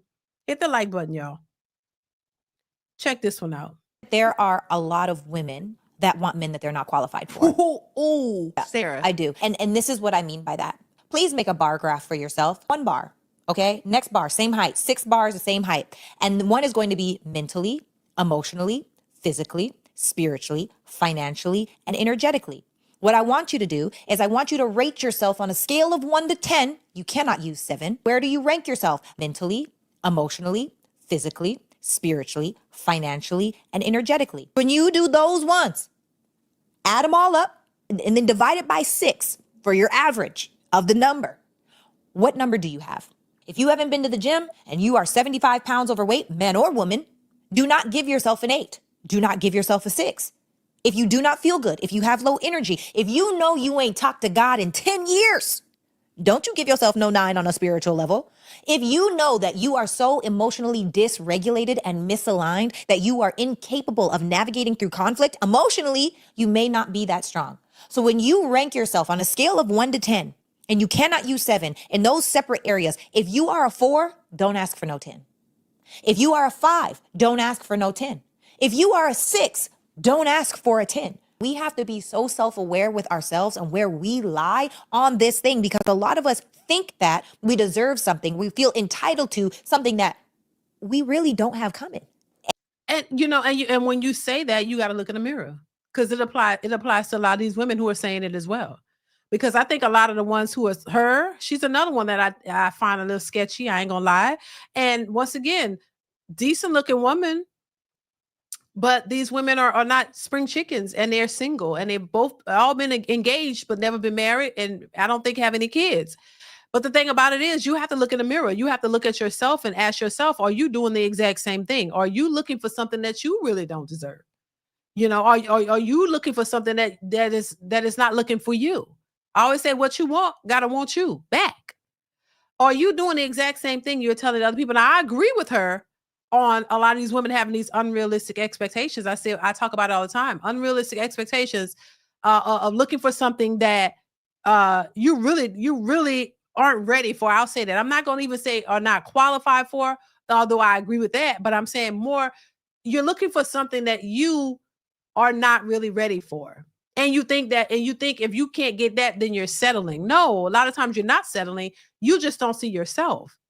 You don't see what you really bring to the table, because society has caused y'all to be delusional and brainwash you to think that you're something that you're not. Every woman's a 10. You can be 500 pounds. You're a 10. You can look like a raccoon and you're a 10. You know what I'm saying? It's like unrealistic expectations. And then it's not even just that. It's just, then you want something way more than you normally, something that you probably won't ever get. Your expectations are too high, in my opinion. But when you look at women who speak like this, I always look to see if they have a ring on their fingers, and a lot of times they don't. Once again, people are the most opinionated about something that they have not experienced, because you have not gone through it. You don't know what a real relationship is like. A lot of times people have only been in situationships. They've never been in a relationship for more than 5 years with one person, and really holding it down for the family or that person, like really there with that person every single day, going through, differences and things of that nature. If you and been able to get through them and work together and still love each other and still be there. Like a lot of people, when the going gets rough, they get they get the getting, they get the leaving. They leave because they don't want to deal with nothing. And I think a lot of these women don't want to deal with anything. And especially the more educated you become, you feel like you're so entitled to the point you don't have to deal with nothing. So I've worked hard and I'm successful. If you come at me wrong, oh, we're done. I don't need you. See, it's easier for those women to walk away from men. And this is why they get older doing that. And then at some point, it's like, oh, you by yourself. Oh, and I will not settle for it. And the man that you want, this is the part they don't realize. This is why you single, because the man you want don't want you. The man that you would want don't want you. And if I was in that position, I would have to look at myself still and be like, why don't he want me? I still would have to look in the mirror and look at myself to ask that question. Why doesn't he want me? What is it about me? I'm educated. See, there they go. I'm educated. They don't have shit to do with why you don't want. Well, maybe have a little bit to do with it, but not really. That's not the only thing. It's a lot of things about you that is not turning this man on. That he's not attracted to. The things, in my opinion, and y'all let me know, the things that men are attracted to are the things that women don't want to give them. All men are saying, and I say this all the time, most men are looking for cooperative. They want beauty, of course. You want who doesn't want an attractive woman? You want an attractive woman. You want her to look good physically. What's wrong with that? Ain't nothing wrong with that. You want her to be cooperative. You want her to look good, at least, look decent enough, or as good as you can get it. Somebody you are attracted to. And she look good. She physically fit and things like that. And she's like you. And she like you. She likes spending time with you, like being around you. She ain't worried about, oh, how much money you make. Oh, you make six figures. Like jumping to that. Ain't nobody that would be a turn off for anybody. Somebody straight up ask you, how much money you make with an attitude like that? How much money you make? Because I make this and I need you to make that. That's automatically like, girl, just keep it moving, baby. Ain't nobody got time for no shit like that. I could, because switch it around. If men were like, hey, you so beautiful. How you doing? What's your name? She like, oh, my name is Clarissa. And then you're like, oh, nice to meet you. Oh my God, you so beautiful. I just want to come over and say hello. Maybe we could hang out sometime, whatever. And you're like, yeah, oh yeah, you feeling him, and he handsome, and you like, and then he like, well, I just look at Clarissa, how much money you make? These women would be shocked and thrown the hell off. You would not like it if a man approached you and started asking you how much money you made. It would be a straight turn off. So if if a man started doing that, y'all would call them all kind of sassies. You would tell all your girlfriends and make videos about it on TikTok about this man asking you how much money you made. But y'all do that and worried about amount of what a man is making and all of that. And you think that's not a turn off? I'm just saying, somebody you just met trying to find out how much money you make. I'm like, I would be looking at him like, child, please. See, Irvin, thank you for the super chat. Says people are quick to run their mouth about things they have no practical experiences / results from. Shaking my head. It's their comfort zone. Talk, but no outcome or proof. Exactly. See, Irvin. Thank you for the super chat, T. Irvin. Thank you so much for for supporting the channel. Yeah, you're right. It doesn't make any sense. But there's some people who swallow that whole. There's some people who go and run and listen to that, even though that person doesn't even have what they're telling you to get. So how I know what you're saying is true if you don't have the results, and it's not like you're a young one. It's not like you're 20 years old and you finding some things out. You're 40 something years old. A lot of these women are older, and even the older women are still talking like this. So it's that's why I say it's a bunch of bullshit. The best relationships to build, in my opinion, is when you're younger. When you're younger, if you can find a woman who wants you and cares about you, you better grab her up and y'all better go build that life together. Because otherwise, you're gonna be running into nothing but a bunch of bullshit, and it's gonna be a struggle from that point on, in my opinion. I just think that that's the best time to do it for a reason, and you can build. But to sit here and wait for, you want a man at the finish line, but also you want to be super successful as well, to hold your money for a rainy day or for whenever he tripping, or for whenever you get tired of him. whenever you feel like, oh, you had enough of him, you could just walk on. I wouldn't be surprised if these women keep their houses, and then live with you. And then when they tired of you, they can just go. I mean, fully furnished and everything, just sitting over there still, maintaining their bills and all that while I'm with you. And you paying all the bills here, and they paying their stuff. So when you get to tripping, they could just slide on out, baby. No problem. Leave you hanging. I wouldn't be surprised by that. Let's continue. And maybe ask your 3 closest friends. What would you rank me on a scale of 1 to 10, mentally, emotionally, physically, spiritually, financially, and energetically? So your friends can help you. And you can identify with where you actually are. We have to be realistic with what it is that we offer. Can I ask you, where did you get that grading system come from? I made it up. What? Because everybody is constantly comparing me to Kevin Samuels. And Kevin Samuels does the physical thing. If you could give yourself a scale of 1 to 10, no makeup, no lashes, what would you rank yourself? You can't use 7. Okay, well, how are you as a whole human? Because that's really more important. And when you look at the wholeness, because I believe that's what real, true life success is. Success is when you mentally, emotionally, physically, spiritually, financially, and energetically are happy with who you are. Mm-hmm. Obviously, you're excited for more growth, but you're excited about where you're at, right? So when you're actually there, you can look and see how I am. If they're not where they want to be, do you feel like they should just keep their legs closed, their penises They in should their be pants? single and work on themselves. Because the truth is, we attract the level that we're at. This is the thing. If you're a 4, that doesn't mean you can't be a 5, 6, 7, 8, 9, 10. It doesn't mean that. What it means is that you've got work to do. And now you can see where those areas are. That also means don't try to fix everything at once. You've got to choose one thing, narrow in on that one thing. I think a lot of people get distracted inside of life because they're shooting for their big shift. But the truth is, your big shift is measured inside of your micro actions. And once again, I call cap on her too. Because I think, once again, she's not married. I don't think she has any kids. She was engaged. They all be engaged, but they never get married. And I think it's cute to have all these, ideas and, ways of trying to explain.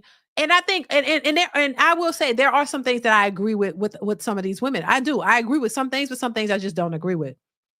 These are attractive women, but they can't get what they're telling other women about. So to me, you end up being in that same category, but they don't put themselves there because they're high value women, because they make good money. They don't see themselves as the other women that they're referring to. But a lot of them are very, kind of, in similar situations, and so the same way people say about Kendra G doesn't think that she's in the boat of a lot of the women that call her show, when in actuality, she is. She is. She just may look better. She may be better in a better position financially, but y'all are all in the same boat. With it, y'all are all out here looking for men that are not attracted to you. And the same thing, if you're not, even for the women, because I think this woman and a lot of the women who, speak on relationships, I would assume is that they believe that they are in a good place. If I'm not mistaken, I think I've heard this woman say, financially, spiritually, emotionally, all that, she's there. So when you're in that position, why is it taking so long for you to attract the man that is in that position as well? So if you put yourself in a certain position, then you start to attract that. Why can't they attract what they are? Why can't they attract the man who's financially, spiritually, physically, emotionally, spiritual, all this stuff? Why are they having a hard time attracting? You would think in this position, and then you're in the public eye, everybody can see you, you're not hidden, that these men will find you. When he know that, hey, she's gorgeous, she's got everything going for herself, she's attractive, she's financially, spiritually, emotionally, all this shit, that is a bunch of bullshit. That look, I get it, and I think you need to be working on yourself, but we got to be realistic. These are human beings we're talking about. People talk a lot of a good game, but when it's put to the test, that's the truth. To me, the true test is putting you to the test, putting you in a position to see how you gonna work out. A lot of times people be talking all this shit. This is why I get it, but I don't feed into it, because I've been married for a long time, and I know, and I used to talk shit a little bit. All these opinions, about stuff, and I didn't know nothing. Well, if a man do this, well, I'm out. If a man, if it really was small things. I still said, hey, if I'm not gonna take no cheating, I think that's a deal breaker. But what I'm saying is, when I was younger, way young, I used to say all kinds of stuff like, you better not do this or do that. You know what I'm saying? I think we all do that. We think when we're young, we say, oh, well, we not gonna do it and all these kind of things because you haven't been put to the test. You haven't been in those situations to know what you're gonna do. We can all assume, but we don't know. You really don't know what you're gonna do until you're in that situation. There's a lot of women who said if their husband cheated on them, they would leave. Husband ended up cheating on them, they didn't go nowhere. Because then they say, oh, well, it was hard because, we got a family and I don't want to break up the kids or I don't want to do this or for whatever reason, they don't want to do it. But before they was in that situation, they swore up and down, baby, if they happen. So the truth of the matter is, the real truth, just for real of things you've seen and how people, how people move. All this shit sounds good until you're really put to the test. I used to say, certain things and put to the test, you do something else. It's like, come on, we're going to be really realistic. All this is cute until you're in that position. When you're in that position, then that's going to determine what you're really going to do. That's just that. That's that. And I just think, that's why I say experience is the best teacher, because once you go through something, then you can really see how you're going to respond. Successful MD says most women always have backup plans, side man too. Exactly. Yeah. So, thank you, Successful MD. So, I think one thing about getting older is you get to sit back and you can recall some things that you've seen. Once again, experience, seeing other people's lives, seeing how people actually move, what they say versus what they do. Because people say one thing and it's all good, but they do something else, And so I've seen a lot of that. And so Christian, it don't matter who you are. You can be Christian. You could think you emotionally intelligent. You could think you spiritually, emotionally, all this shit together. And then somebody push one wrong button and you'll see all this spiritually, emotionally, sound and all that, you'll be in jail behind the bars crying. Say, he pushed me too far. Right. So all of that be a lot of BS. You sow this and sow that all together and let somebody push one button that you don't like, you'll see the true nature. You'll see what really would happen. Like that girl, this girl on TikTok.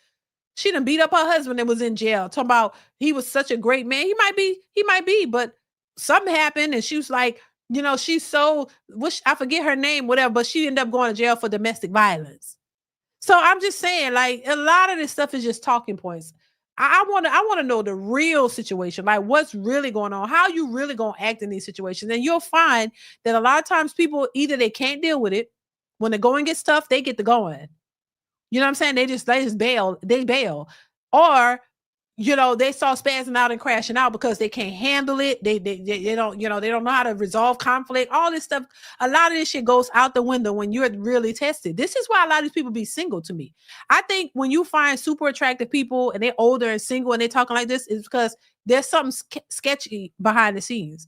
There's something sketchy behind the scene. That's either their attitudes or either they are aggressive or they got anger issues. Stuff like that. I'm telling you, a lot of times when people talk so good like this, everything seems intact. And then we ask, why you ain't got no man? Because they really be psychopaths behind the scene a lot of times. And I'm just speaking in general. People like that who have it all together usually be the most craziest ones. That's why they're single. They can't be in a relationship because the relationship ain't gonna work out because they are crazy, batshit crazy a lot of times. And so, yeah, but they'll sit there and make you think, oh, it's just, I haven't met the right one. You might have met the right one, but he probably ran from you because you was the one who had the issues.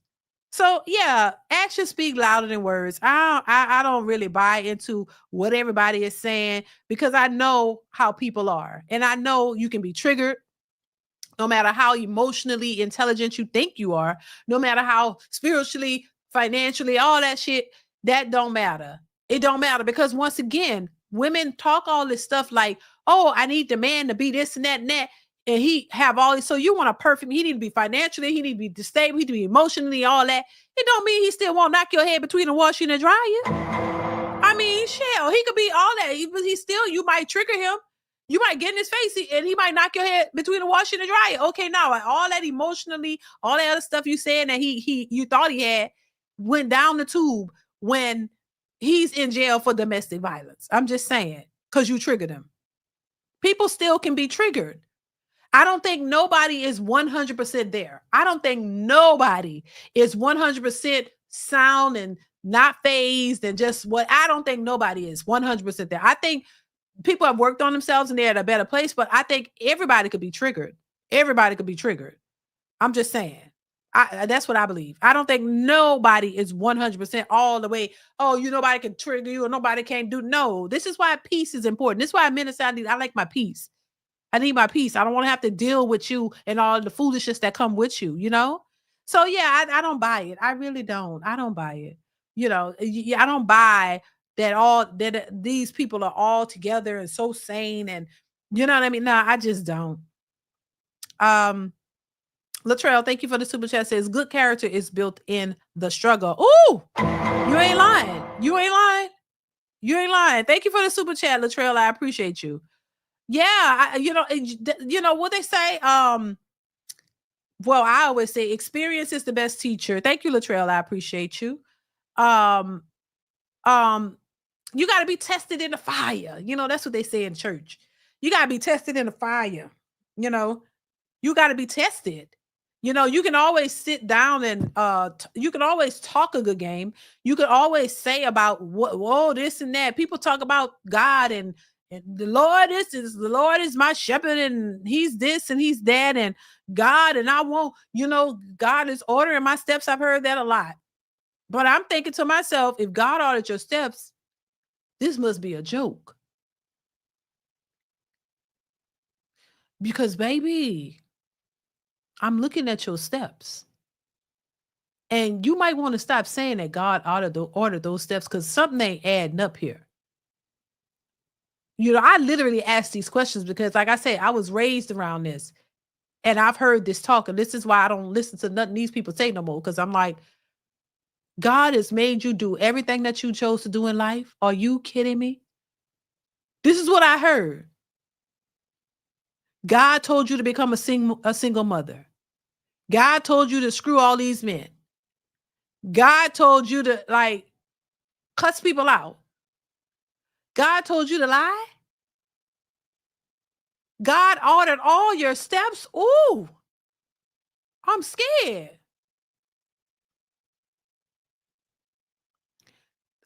Who God is? What God? Which God is this? The God of the Satan? Which one? Because you telling me, and I'm not the smartest, but I got a few brain cells in my head to think and understand that God ordered your steps, everything in your life. God ordered you to do it, made you do it. You had no say in your choices. God told you to do what you did. And you believe in the Bible and God, and the Bible tells you one set of rules, and all these you did the opposite.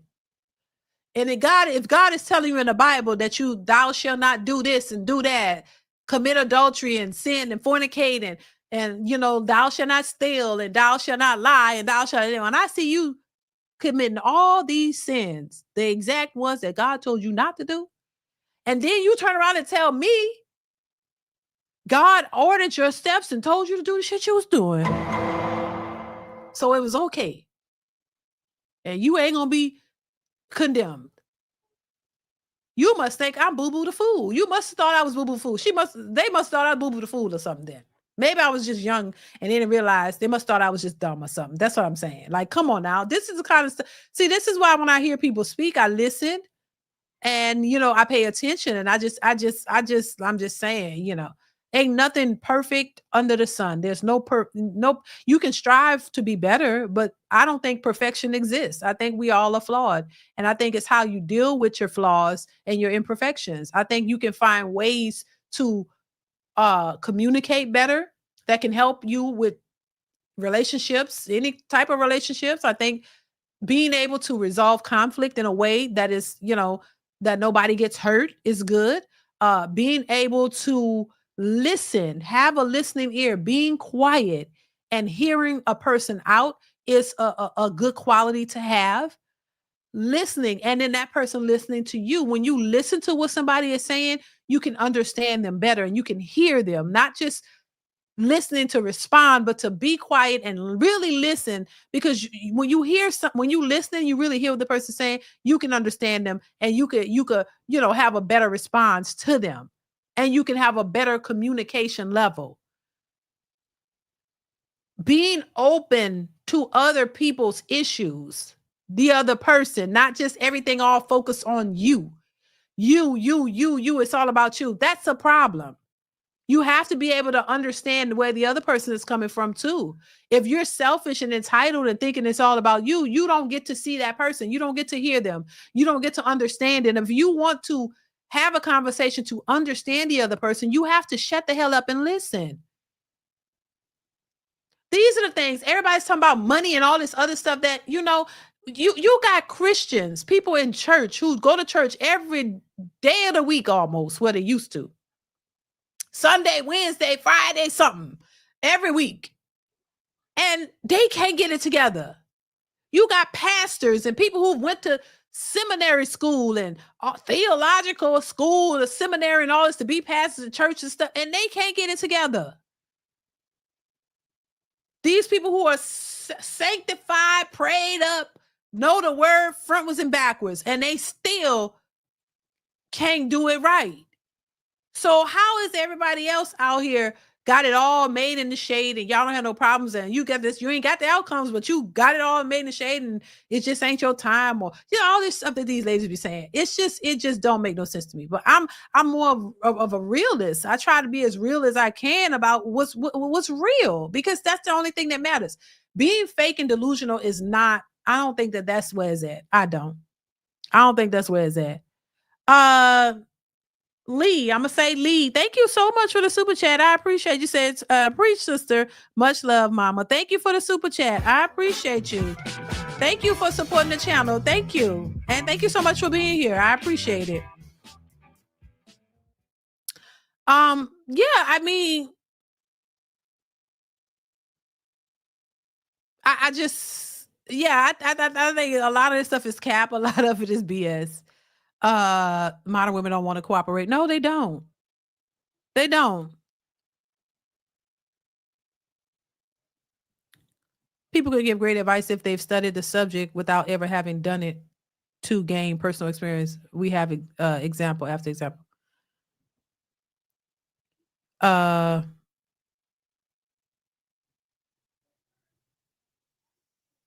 When Tyson bought in that crew that had zero experience in boxing, he lost. LOL. Yeah, I just think, yeah, I just think a lot of the stuff that we hear in is cap. And once again, I will say, if you don't have the experience, especially when we talk about relationships, I don't think that you can. If you're not married, I'll say this: if you're not married, you can't give. I wouldn't go to a counselor, a marriage counselor who's not married. Just wouldn't do it. Wouldn't do it. Thank you once again, Lee, for the generous super chat. I appreciate you. I will not go to a single man or woman for marriage counseling. Why? I don't think that makes sense. I wouldn't do it. I wouldn't do it. I would not do it. So that's all I'm saying. And I think while you can have an opinion, having an opinion is one thing, but I'm not going to go to you for expert advice. If you haven't even experienced, you can't even relate to the things that I'm saying. This is why a lot of women don't even want to go to counseling, because usually when they go in there, they get information that they don't want to hear. They want a boss chick. They want a single boss chick counselor who gonna tell them, girl, you right. Girl, you need to leave him. That's what they want. And when they go in there, these people don't tell them that. They end up telling them, hey, this is where you have the problem. This is where he need working on. This is where you need. No, they want somebody to come in there and tell them, you right. You right, sis. Girl, he wrong. That's all they want. And I think that's the problem. You want somebody who's going to give you what you believe, the answers you believe you want to hear. And that's not how you grow. You can't always hear what you want to hear, but you got to hear what you need to hear, what is necessary for you to grow and be better. Now, if you don't want to grow and be better, then just keep doing what you're doing and just be by yourself, because nobody don't want to deal with that. We all have issues in some way, shape, or form. Nobody is exempt, man or woman. There are people out here who have issues and they don't want to acknowledge them. And so because they don't want to change, and they always want somebody else to do all the changing. No, if I change for the better and do my part and you still there, is that fair? No, you still need to do your part because it takes two, especially in a relationship. So you can't expect one person to do all the changing and you just sit there and stick with your old nasty ways and do you and you stuck. Hell no. And that's why relationships fail. Part of the reason why relationships fail, in my opinion. In my opinion. So yeah, I just think, we all got to work on some things. Work on yourself. You got to work on yourself. And I think that if you got to sit back and be single and to work on yourself to get to this 100% person, you're gonna be single for the rest of your life, in my opinion. I think the main, know what you want, find somebody that's compatible with that, and y'all work together. If me and my husband had our mentality straight, like as far as like with no issues or no nothing, we probably wouldn't even be married. We if you waiting to get to this perfect place in life to start living your life the way you want to, then you're going to miss out. You don't need to wait. I don't think you need to wait. I think there's certain things you need to accomplish for sure.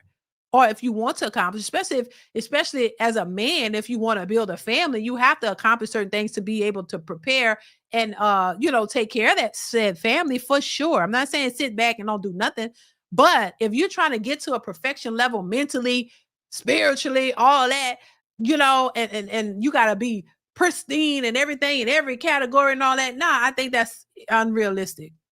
I think it's unrealistic. Because I think even in marriage, it's still imperfect. It's as far as the way you think and how you are, you're still working on things. But the blessing and the good part about it, in my opinion, is working together. The fact that you have somebody you can talk to, you have somebody y'all can have the conversations, and y'all can work through y'all differences. Y'all can understand each other more and more and more. And I think when you do that, when you have good communication, that's what happens. You're able to build and grow together, and you grow together. You learn things together. You learn things together that you didn't know when you were in your 20s. You do it together. And I think a lot of women are pushing this idea of, oh, well, if he ain't got it all together financially, spiritually, emotionally, all this stuff, then I don't want him. Well, that's why you ain't got nobody, because you probably ain't got it all together either. You're just telling people that. But it ain't really the truth. But anyway, y'all, I'm going to go ahead and wrap this up. Thank you guys so much for being here. I appreciate y'all so much. Thank y'all so much for attending the live stream. Shout out to everybody in the building. Make sure you guys hit the like button on your way out. Also, if you're new to the channel and you haven't subscribed, hit that subscribe button. It is free to subscribe, share, and like the stream as well. Also, hit that notification bell to be notified when I upload new content, you guys, or go live. Shout out to everybody who gave super chats or cash apps.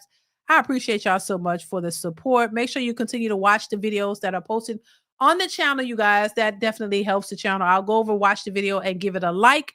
That definitely helps to support and build the channel as well. So I'm gonna go ahead and get out of here. Thank y'all so much for being here. I appreciate y'all. Once again, y'all be safe out here in the streets, and I will see you guys really, really soon. Today is Wednesday. Hopefully I'm back on Friday, you guys. So make sure you tune in. Make sure you click that bell to be notified, so you'll be notified when I do go live, all right? Or post new content, okay? So make sure you're doing that. I appreciate you guys. Thank y'all so much for stopping by, and I will see you guys in the next one. Mwah. Later.